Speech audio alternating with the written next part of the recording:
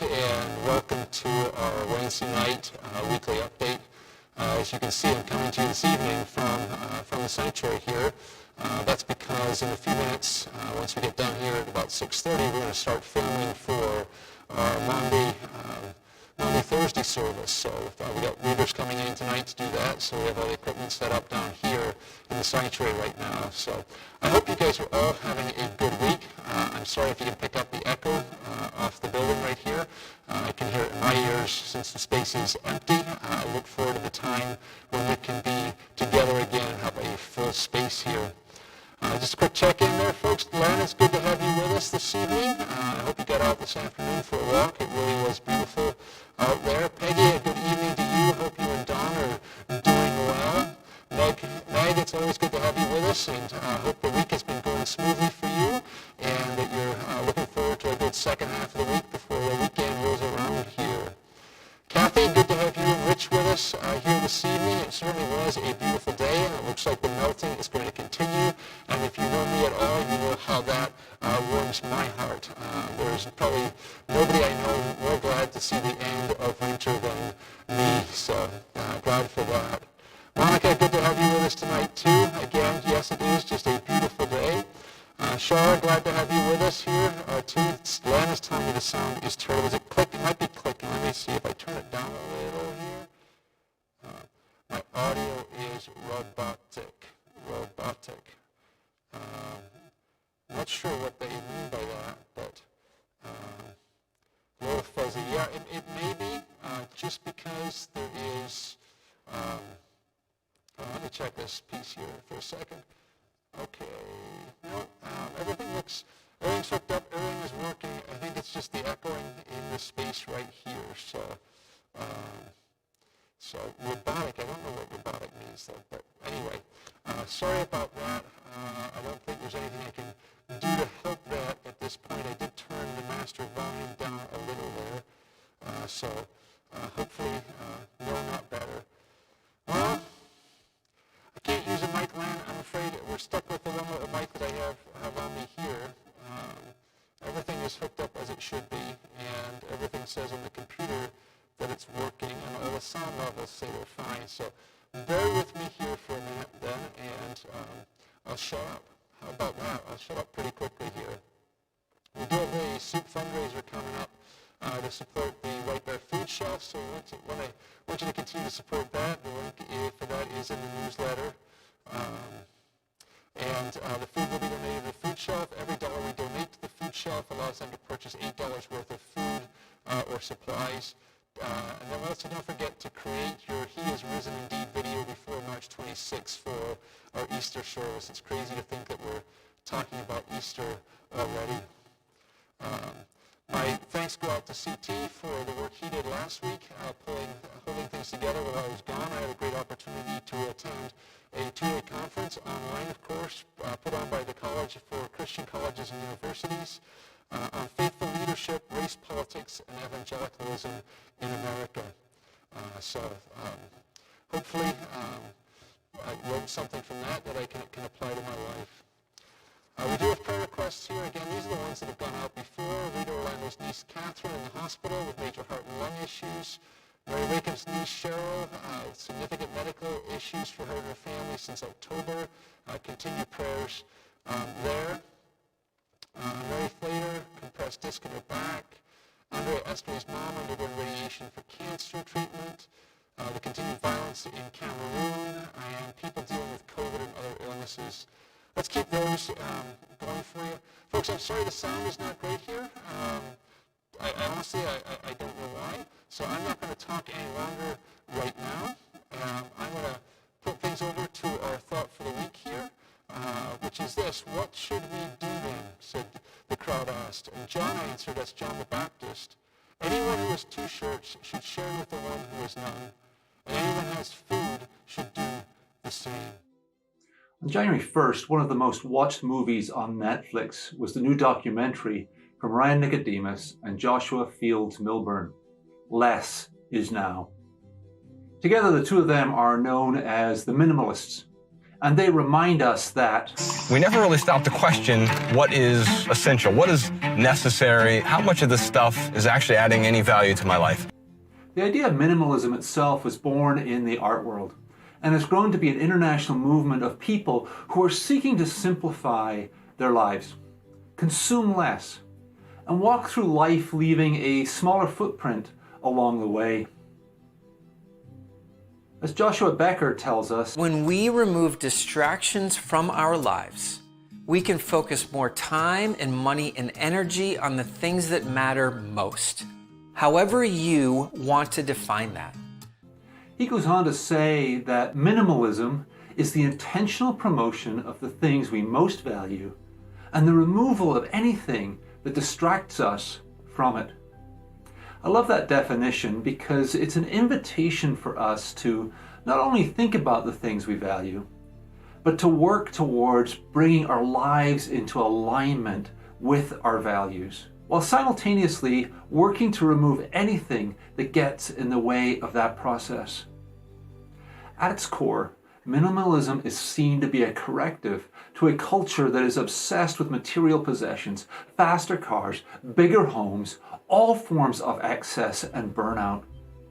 One of the key questions a minimalist lifestyle asks is, how much is enough?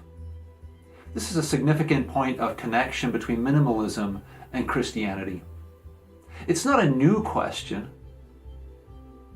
The 19th century preacher Charles Spurgeon said the following, "You say, if I had a little more, I should be very satisfied.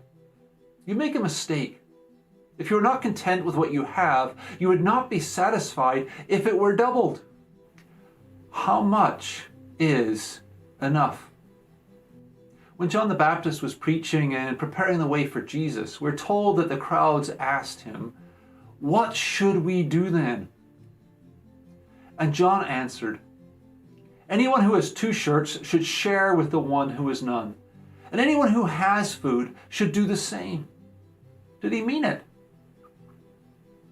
If so, how many extra clothes do you have in your closet that someone else could be getting benefit from right now, while you just keep it just in case, and someone else then is going without it?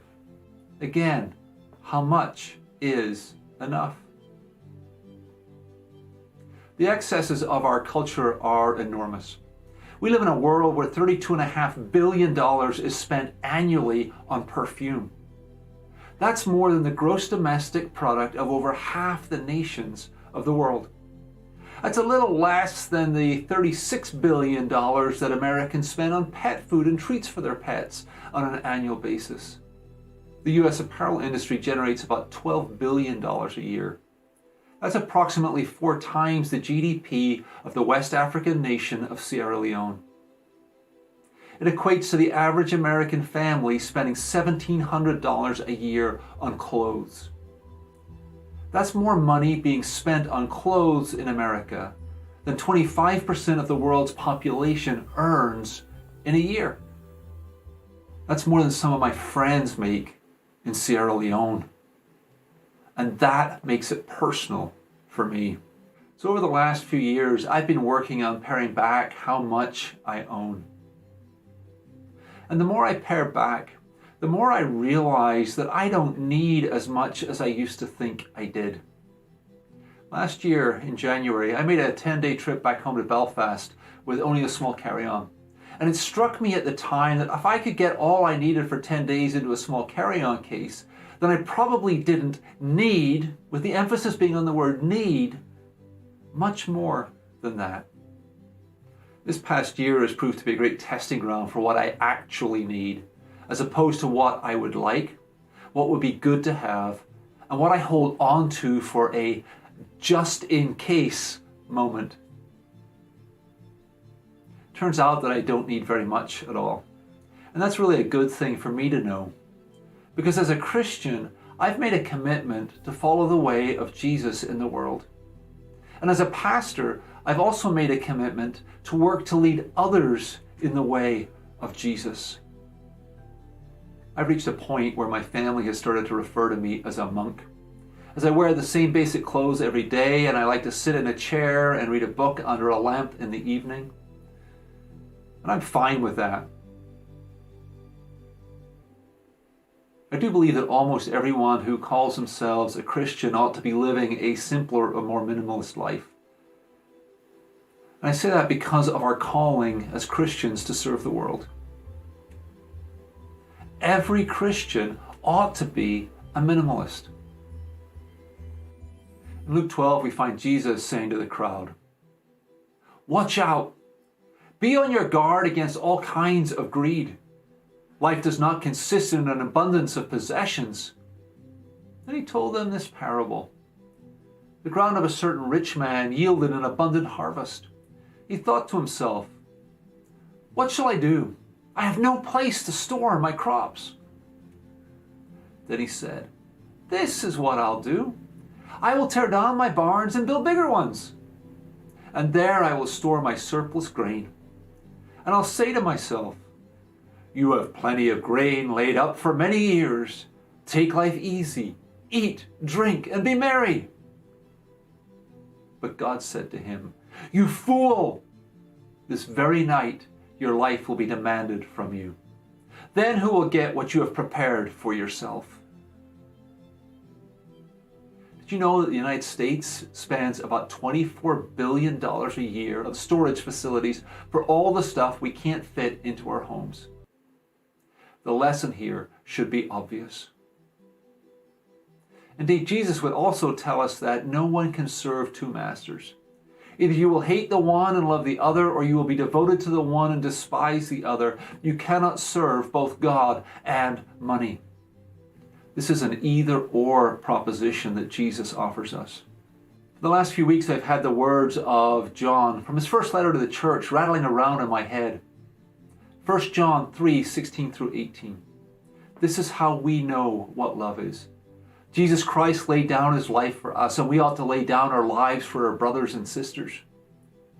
If anyone has material possessions and sees a brother or sister in need, but closes their heart to them, how can the love of God be in that person? Dear children, let us not love with words or speech, but with actions and in truth. What material possessions are you holding on to that you are failing to let go of in order to help someone in need? Why don't you take a little time and just fill a few bags and drop them off at Goodwill or the Salvation Army?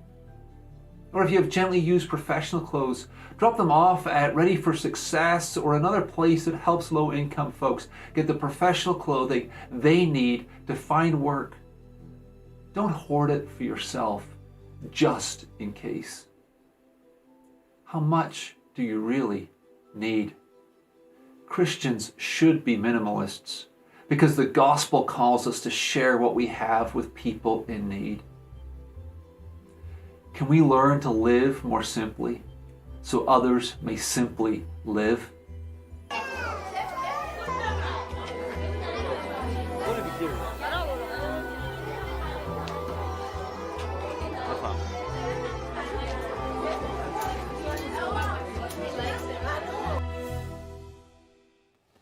Well, folks, sorry about the way the sound was there during the first part of that. I don't know if it's any better now at all for you, but hopefully it came through okay for that video segment. I'm not going to talk much longer because by the time I get a message from you about how the sound was, it'll be too late because of the time delay here. So I'm going to shoot off here, folks. I hope you guys have a fantastic rest of the evening, and God bless you, and I will see you guys again next week, not from here, but I'll be coming to you live from Colorado. So see you in Colorado next Wednesday. Well, see you here in the sanctuary first next Sunday. Take care, and God bless all of you. Bye-bye now.